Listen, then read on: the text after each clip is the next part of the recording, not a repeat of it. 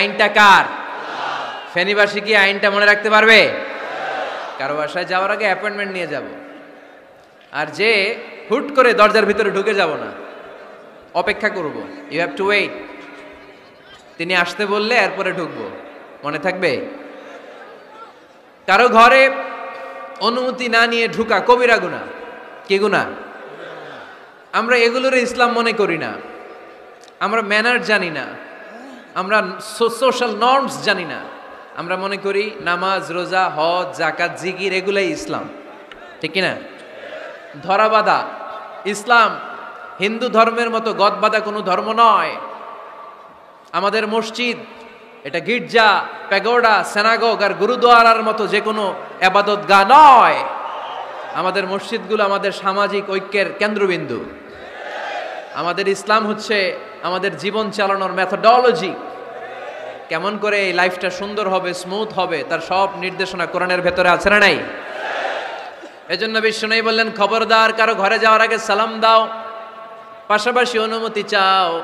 এক সাহাবী দাঁড়িয়ে বললেন, ইয়া রাসূলুল্লাহ, ইয়া হাবিবাল্লাহ, আমার ঘরে আমরা কেবল দুইজন থাকি, দুইটা ঘর। এক ঘরে থাকে আমার আম্মা, আরেক ঘরে থাকে আমি।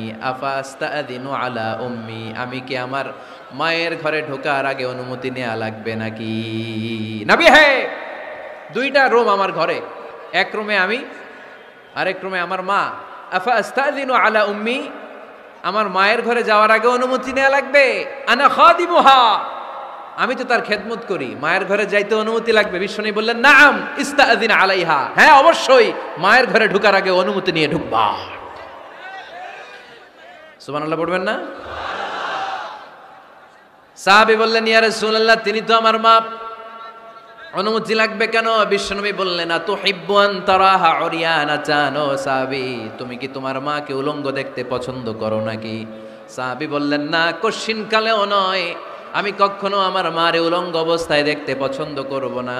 বিশ্বনবী বললেন, তাহলে অবশ্যই অনুমতি নিয়ে ঢুকবা।